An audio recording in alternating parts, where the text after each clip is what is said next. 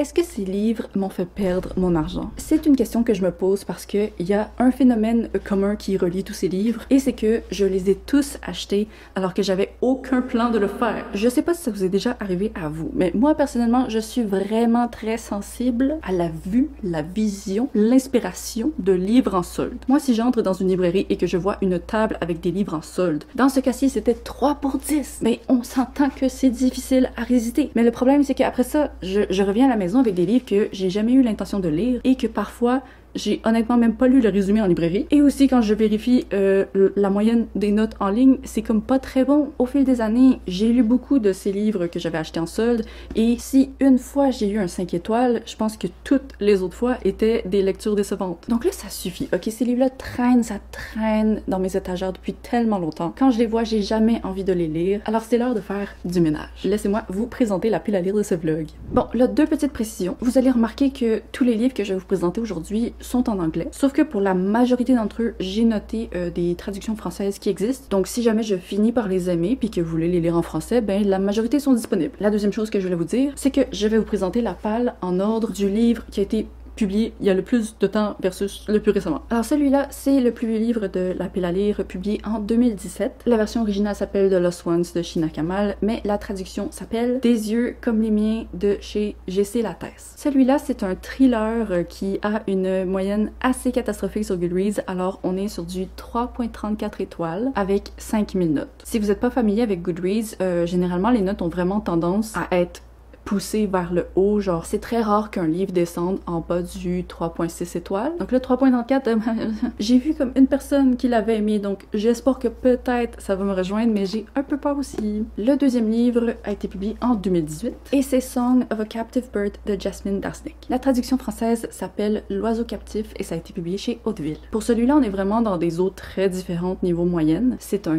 4.21 étoiles avec 6000 notes. Je pense qu'il y a des bonnes chances que ça se retrouve du côté positif. Le seul truc, c'est que j'ai pas très envie de lire. C'est pas nécessairement le mood que j'ai en ce moment de lecture, mais je pense que ça peut quand même me surprendre. Je suis pas la plus grande des mood readers, ok? Même si je pense que je suis pas dans le mood de lire quelque chose, parfois j'ouvre le livre puis je découvre que, ok, j'étais dans le mood finalement. Évidemment, pour tous les résumés exacts, je vous en parle quand j'ai commencé les livres. Le prochain de la liste, After the Flood de Cassandra Montague, qui a été publié en 2019. La traduction française s'appelle Quand les eaux auront englouti la terre. Ça, c'est un roman post-apocalyptique qui a pas la meilleure des notes, mais on est quand même pas dans la catastrophe. Donc c'est un 3.69 étoiles avec 16 000 notes. Normalement, le post-apo, ça me parle. C'est exactement ce que j'aime lire, mais récemment, c'est pas ce que je pense que je vais aimer qui me plaît le plus, donc j'essaie de garder mes attentes quand même assez neutres. Ok, le prochain livre, c'est The Shape of Family de Shilpi Somaya Gowda et la traduction française a une couverture à laquelle je ne m'attendais pas. Le titre, c'est La famille et je fais ça parce qu'il y a littéralement genre des guillemets. Mais je sais pas pourquoi quand j'ai acheté ce livre-là avec cette page couverture, je m'attendais pas du tout à la vibe genre hippie que je vois ici. J'ai aucune idée de quoi ça parle, j'ai aucune idée, on va le découvrir ensemble. Celui-là, c'est quoi? 3.81 de moyenne avec 4000 notes, donc ça va. Ensuite, très rapidement, je vous représente Whisper Network que j'avais montré dans ma pile à lire de l'été. Celui-là a été traduit chez Albin Michel sous le titre Rumeur. C'est un contemporain slash un peu thriller avec 80 000 notes sur Goodreads, sauf que la moyenne est de 3.59 étoiles. On verra. L'avant-dernier livre de la vidéo, c'est The Yellowbird Sings de Jennifer Brosner. Celui-là n'a pas été traduit en français pour l'instant. C'est une fiction historique de Deuxième Guerre mondiale avec une moyenne de notes de 4.8 étoiles. 4.08. Et c'est avec 15 000 notes. Donc je pense que celui-là, ça peut être assez bon. Par contre, mon expérience avec les fictions historiques de la Deuxième Guerre mondiale, c'est que les notes ont tendance à tout le temps être très positive parce qu'on s'entend que c'est un sujet très touchant, mais maintenant que j'en ai lu beaucoup, ben je me sens un peu plus un petit peu plus particulière dans celles qui finissent par vraiment me rejoindre puis comme se démarquer des autres. Donc je veux pas avoir encore une fois de hautes attentes là, je me prépare à tout. Je me prépare à aimer, je me prépare aussi à abandonner. Et pour finir, nous avons Waiting for the Night Song de Julie Carrick Dalton. Il a été publié en 2021, il n'a pas encore été traduit en français. Et là, on est plus comme sur de la fiction climatique. C'est un peu de contemporain, mais c'est dans le contexte de comme, ben, notre planète qui se meurt. Ah, malheureusement, avec celui-ci, on est sur du 3.44 étoiles avec 4000 notes, donc pas très positif. Mais peu importe le résultat de mes lectures dans cette vidéo, le vrai résultat que je cherche à travers tout ça, c'est vraiment de faire le ménage de ma palle. Donc je pense que dans tous les cas, on va y parvenir. C'est un peu le vlog qui remplace celui que j'avais fait où je me donnais 10 jours pour abandonner le plus de livres possible. Mais là, j'y vais pas dans une optique où je pense abandonner les livres. Je veux vraiment leur donner une vraie chance. Mais si jamais ça me plaît pas, ben je vais. La vie est trop courte pour se forcer à lire des livres qu'on n'aime pas. Alors je vais commencer à les lire et j'espère que j'aurai du positif à vous dire la prochaine fois qu'on se parle. Bye!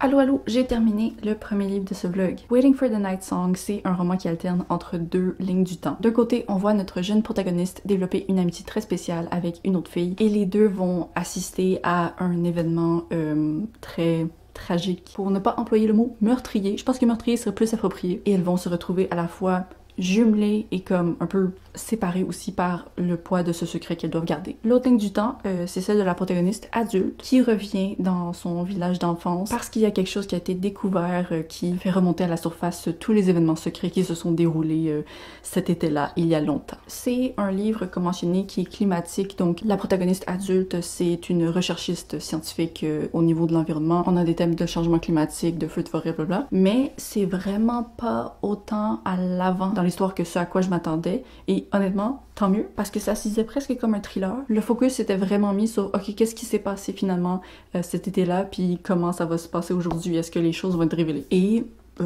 j'ai passé un bon moment de lecture. Est-ce que bon, c'est un trop gros mot pour ce que c'était? Peut-être, mais tu sais, j'ai passé un bon moment de lecture. J'étais intriguée. J'aimais la relation, l'amitié entre les deux filles. Quand elles étaient jeunes, c'était vraiment cute. Aussi l'ambiguïté de là maintenant adulte, tu sais, tu vois qu'il y a des problèmes, mais en même temps tu découvres leur famille. Puis j'aimais les personnages de ce livre, sauf la protagoniste. La protagoniste, il y avait beaucoup de ces réflexions que j'aimais pas trop. Puis un aspect que j'ai aimé du roman, c'est qu'on a des grosses discussions autour des immigrants aux États-Unis, puis de leur traitement, puis comme tout le poids qui repose sur les épaules des familles qui sont arrivées dans un pays par des voies non officielles et qui n'ont pas réussi à obtenir un visa, mais qui sont là quand même. Et comment, tu sais, en tant que personne blanche ou en tant que personne qui a jamais eu un instant à se soucier de la possibilité de se faire expulser de ce pays et tout. Comment, genre, on réalise pas à quel point le fait de ne pas avoir de documents impacte beaucoup de choses de notre vie. Je trouvais que c'est quelque chose d'intéressant puis quelque chose d'actualité, même si le livre a été publié en 2021, je pense. On le voit en ce moment aux États-Unis, là, c'est horrible, qu'est-ce qui se passe avec les familles. Donc ça, je trouvais que c'était un aspect très intéressant dans le roman, puis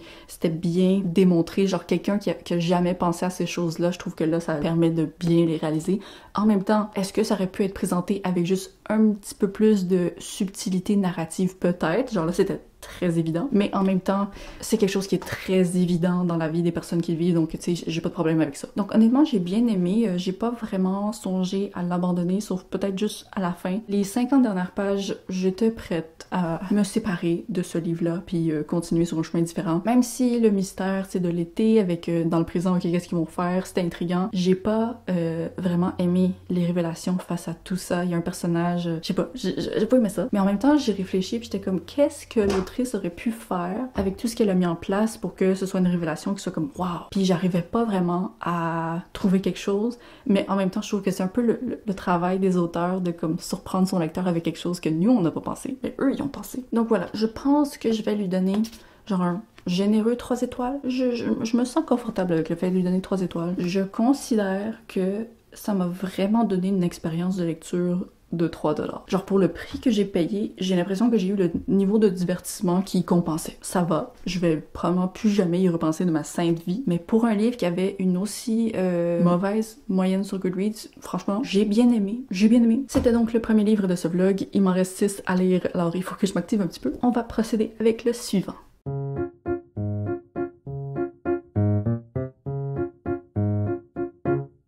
J'ai complètement dévoré les 100 premières pages ce matin, donc là, je vais le continuer puis peut-être le terminer aujourd'hui.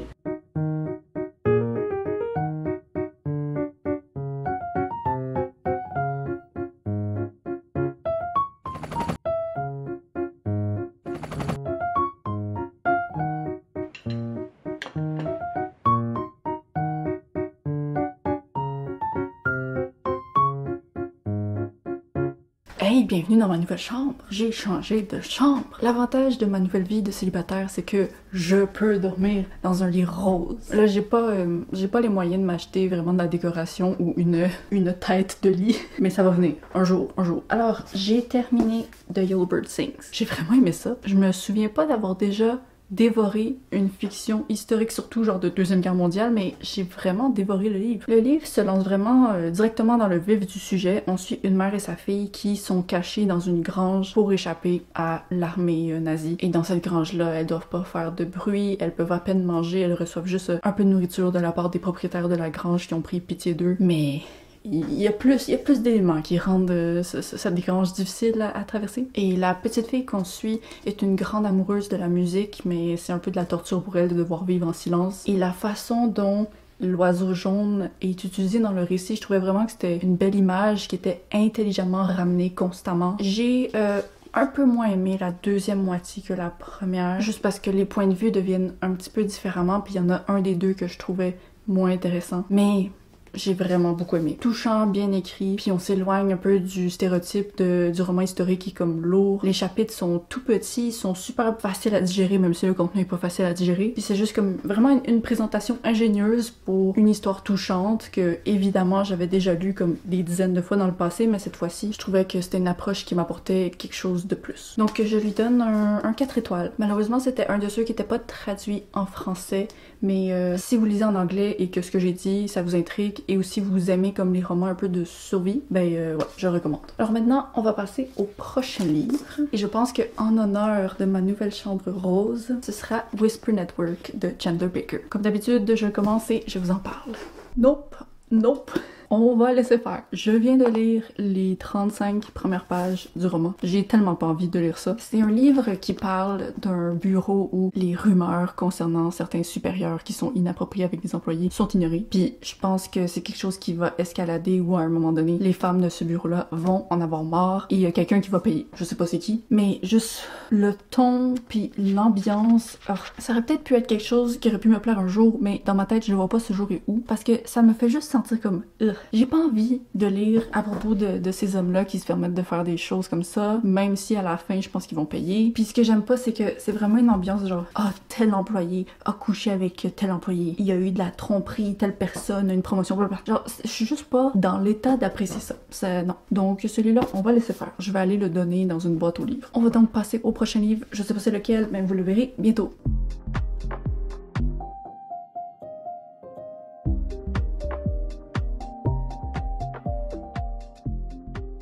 Je pensais vraiment pas terminer autant de romans dans ce vlog, mais j'ai terminé The Shape of Family. Je vous en ai pas parlé pendant que j'étais en train de lire parce que j'étais pas certaine de pouvoir donner mes pensées sans avoir la vision entière du roman. Puis au final, je suis contente de l'avoir fait, dans le sens que je suis contente de pas vous en avoir parlé, parce que c'est un livre qui a pris des schémas inhabituels pour son type d'histoire. Puis j'avais en effet besoin de juste comme voir le tableau entier, même si c'est quand même encore un petit peu difficile de savoir comment je me place face à lui. Pour vous parler de l'histoire de ce roman, je peux seulement imaginer le choc des personnes qui ont pris la version française avec la couverture des hippies quand elles ont lu les 200 premières pages de ce roman. Parce que ça, c'est un roman contemporain qui suit une famille à moitié indienne. Donc la mère est indienne, le père est américain et ils vivent aux États-Unis. Le plus jeune fils de la famille va mourir dans un accident tragique et ça va complètement chambouler, évidemment, le reste de la trajectoire de cette famille. Ce que je trouve très étrange à propos de la version française, c'est que le résumé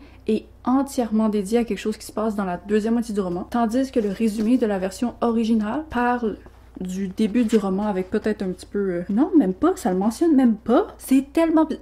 Le marketing de la version française, c'est tellement bizarre. Imaginez, ok, vous ouvrez un livre avec une famille blanche hippie comme ça, puis vous lisez à propos pendant 200 pages d'une famille à moitié indienne où le petit-fils est mort, puis t'es comme, c'est quoi le lien entre ces hippies et cette famille? Il y a un lien, il vient plus tard. Mais pendant tout le long que je lisais, j'étais comme, c'est quoi les choix? Le choix éditorial me rend perplexe. Personnellement, j'ai beaucoup plus aimé la première moitié que la deuxième. Évidemment, on est un peu sur un récit traditionnel, dans le sens que on suit une famille qui a vécu une tragédie, puis après ça, c'est juste comme leur quotidien, leur évolution. Mais ce qui est vraiment original là-dedans, c'est qu'on a le point de vue de chaque membre de la famille, y compris le petit garçon qui est décédé. Puis j'ai trouvé que c'était tellement judicieux comme choix parce que tu sais, quand on traverse quelque chose d'aussi horrible, évidemment, il y a pas juste des bons côtés de nous qui ressortent dans le deuil, mais là, avec la perspective de chaque personnage, on pouvait vraiment comprendre c'était quoi les mécanismes derrière les choix, les actions des personnes. Puis c'était vraiment bien écrit. Je trouvais que c'était juste une lecture de qualité pendant la première moitié. Dans la deuxième moitié, il y a le truc qui se passe, qui est dit dans le résumé de la version française, pas celui-là, donc je sais pas si je vous en parle ou pas. Et j'aimais vraiment pas ça. Déjà, moi, je savais pas que ça allait arriver. Évidemment, ça me l'avait pas dit. Puis j'étais comme, attends, où est-ce qu'on s'en va avec ça, là? J'ai eu cet état d'esprit pendant comme les 100 premières pages de cette nouvelle direction d'histoire. Après ça, quand j'ai vu, ok, je m'imaginais pas les vibes de culte, l'autrice s'en va un peu dans la seule direction que je pouvais imaginer pour ça, ok, ben là, j'ai pu me situer dans le récit, puis je voulais juste voir comment ça allait déboucher. Mais c'est étrange. Je sais pas à quel point c'était nécessaire. Je sais qu'au final, tout ce qui s'est passé dans la deuxième moitié, c'est ça qui a fait en sorte que, c'est ça qui a causé, en quelque sorte, les événements finaux qui étaient bien. Mais je suis certaine que t'aurais pu prendre un autre chemin pour s'y rendre. C'était pas nécessaire. Les hippies étaient pas nécessaires, on les supprime du livre. Je sais pas, je me prends pour qui pour demander ça. Le livre existe, puis je vais pas le changer. Je vais donc lui donner un 3.5 étoiles. C'est bien écrit, je trouve que c'était de la qualité. Ça m'a touchée, même si les personnages étaient pas nécessairement les plus attachants au monde, je les trouvais tellement réalistes que ça allait. C'est juste beaucoup de perplexité face à ce qui s'est passé dans la deuxième moitié, puis aussi la VF. Je sais que la VF, elle n'est pas, c'est pas à prendre en compte dans la note que je donne à ce livre, mais ça reste que je comprends pas. Donc voilà, il reste 3 livres à ma petite pile. Je me demande vraiment s'il va y avoir au moins un autre abandon, parce que moi je me suis comme planifié ce vlog avec une échéance un petit peu serrée, parce que j'étais certaine qu'au final j'allais pas lire 7 livres, mais là ça s'enligne pour que j'en lise peut-être 6. Ça va, on va le faire. Le prochain livre que je vais commencer, c'est The Lost Ones, et il se trouve que c'est celui avec la moins bonne moyenne de notes, il me semble. Donc là, écoute, parmi les livres à venir, s'il y en a un que je risque d'abandonner, c'est peut-être celui-ci. On verra ça. Ok, je sais pas c'était quoi l'idée de filmer pendant que je suis en train de faire du popcorn. Désolée pour le bruit, si vous l'entendez. Oui, si vous l'entendez. Oui, comme s'il y avait une chance que vous l'entendiez pas. Je voulais juste très brièvement vous dire que j'avais lu la première moitié de The Lost Ones et que même si pour l'instant, je peux pas dire que j'adore, je suis quand même divertie, intriguée, donc je vais lire au complet. J'ai hâte de voir où est-ce que ça s'en va parce que... Ok, je retourne au popcorn. Ok, je veux vous présenter le combo obligatoire que j'ai quand je mange du popcorn. Parce que oui, ok, on a la base, du popcorn avec du beurre végétal, du sel de mer. Mais, et c'est là que vous allez peut-être me juger, j'ai également de la sauce piquante au cornichon dans laquelle je trempe chaque popcorn individuellement. Et c'est délicieux. Je peux pas, genre littéralement quand je mange du popcorn sans ça, maintenant j'ai l'impression que je suis vide. J'ai besoin de ma sauce piquante au cornichon. Et parce que c'est salé, ben j'ai toujours besoin de terminer avec un fruit. Souvent c'est des fraises, là ce soir, raisin. Je vais me régaler. Bonsoir. Bon, je l'ai terminé. Je sais pas trop comment je me sens. En même temps, je sais un peu comment je me sens. J'ai une note assez claire dans ma tête. Ce livre, c'est un thriller qui suit une protagoniste dont le travail, en général, c'est de retrouver des gens. Elle a un peu une énergie similaire à la protagoniste de la trilogie Millennium. En même temps, je vais pas les comparer trop parce que j'ai vraiment l'impression que celle de Millennium était mieux exécutée. Pas que ce personnage-là soit horrible non plus. Donc c'est un roman qui commence avec la protagoniste qui reçoit un appel de la part d'un père qui aimerait qu'elle retrouve sa fille portée disparue. Sauf que le truc, c'est que la demoiselle en question qui a disparu est en fait la fille que la protagoniste a mis pour adoption tout juste après sa naissance, il y a genre 15 ans, quand elle-même a traversé des événements absolument horribles, desquels elle est ressortie enceinte, même si elle était beaucoup trop jeune et pas dans un état de devenir mère et prendre soin d'un enfant. Donc ça ajoute une dimension additionnelle à toute l'enquête, parce que c'est comme, ok, les coïncidences sont trop étranges présentement. Et donc on la suit pendant qu'elle enquête sur sa fille et découvre que malheureusement, même si elle souhaitait vraiment qu'en la mettant en adoption, sa vie à elle soit très différente de la sienne, mais que finalement, il y avait peut-être des similarités entre les deux. J'ai quand même beaucoup apprécié ma lecture de la première moitié, même si c'était pas comme de l'excellence pure, tu sais, j'étais divertie, j'étais curieuse comme mentionné. C'est parfois tout ce dont on a besoin pour passer une bonne lecture. Malheureusement, plus on avançait dans l'enquête, plus on voyait un peu les révélations où ça s'en allait, moins j'étais intéressée ou investie, je me fichais un peu complètement du dénouement. J'ai lu les 70 dernières pages en ayant juste hâte que ça se termine, puis je voulais juste l'abandonner. Mais je voulais pas l'abandonner parce que j'avais lu genre 260 pages, on s'entend. Je sais pas trop c'est quoi le problème avec ce livre, mais sachant qu'il a une moyenne de 3.34 sur Goodreads, on dirait que ça m'étonne pas. Mais en même temps, ça m'étonne un peu parce que pour avoir une moyenne aussi basse, je me serais vraiment attendue à quelque chose d'infiniment moins lisible que ça. Si on s'entend, pendant la première moitié, j'ai passé un bon moment, donc c'est pas horrible. Puis l'écriture... c'est pas la chose la plus belle au monde que j'ai lue, mais en même temps, je trouvais qu'il y avait du caractère, il y avait de l'énergie. L'autrice essayait d'amener une approche intéressante au récit, il y avait un rythme, mais ça reste que la protagoniste, je sais qu'elle est faite, ok, pour pas nécessairement être très attachante, mais j'étais pas nécessairement très attachée à elle. Il y avait quelque chose d'un peu étrange pendant le roman, puis c'est que la protagoniste arrêtait pas de présenter comme des choses du Canada, comme voici comment on fait ça au Canada, ah oui c'est comme ça au Canada. Puis ça sonnait presque comme quelqu'un qui était jamais allé au Canada puis qui essayait de paraître comme si elle était déjà allée parce que la protagoniste est canadienne, mais l'autrice est canadienne. Puis il me semble que ça a été publié au Canada par une maison d'édition canadienne et donc le lectorat visé, ce sont des Canadiens qui savent c'est comment au Canada. Je sais pas, j'ai juste trouvé ça particulier, je suis pas habituée de voir ce genre d'approche. Mais donc pour en venir à ma note finale, je pense que ça a atterri à un 2.75. Je pensais vraiment pendant la première moitié que ça allait être au-delà d'un 3, mais écoutez, un livre qui me donne autant envie de l'abandonner alors qu'il me reste juste genre 60 pages à lire, là, c'est pas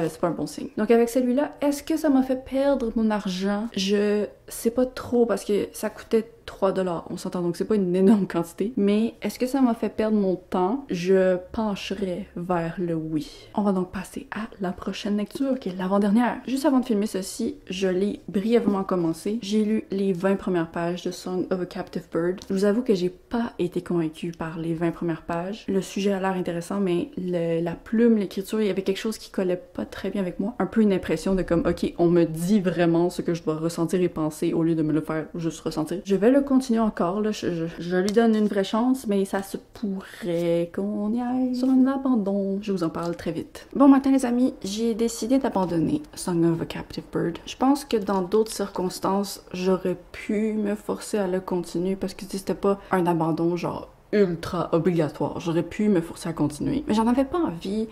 J'ai lu quelques pages de plus, puis l'écriture me donnait juste trop l'impression de me faire donner des informations, puis pas de lire une histoire, puis j'accrochais pas. J'ai même feuilleté comme le reste du livre pour voir si ça changeait. Je lisais un paragraphe par-ci par-là, puis à chaque fois j'étais comme non, je sais pas c'est quoi le problème, mais je pourrais pas dire nécessairement que c'est mal écrit, mais en même temps je trouve que c'est pas le type de narration qui me fait sentir dans une histoire. Et aussi, tu sais, ça parle de mariage arrangé, qui est un sujet sur lequel j'ai lu quelques livres récemment, puis à chaque fois on dirait que ça me passionnait moyennement. Donc même si j'aurais beaucoup aimé lire un roman historique en Iran, ben je pense que je vais juste essayer d'en trouver un autre, parce que celui-là est pas pour moi. Ça signifie donc qu'il ne reste plus qu'un livre à ce vlog. Vous comprenez même pas le soulagement que ce vlog est en train de donner à ma palle. Je vais arrêter de regarder ma palle, puis d'être comme oh mon dieu, j'ai genre 7 livres que j'ai zéro envie de lire, mais qu'il faut que je lise. Ça m'aurait pris des années pour m'y mettre si c'était pas de ce vlog. Puis en fait, ça m'a pris des années pour m'y mettre. On va se parler à la fin de la conclusion exactement à quelle position chaque livre était dans ma palle et ça faisait combien de temps que je les avais achetés. Donc voilà, je me mets à lire After the Flood. J'aimerais bien le lire au complet. J'ai assez de temps là pour finir le vlog et tout. Let's go, coco!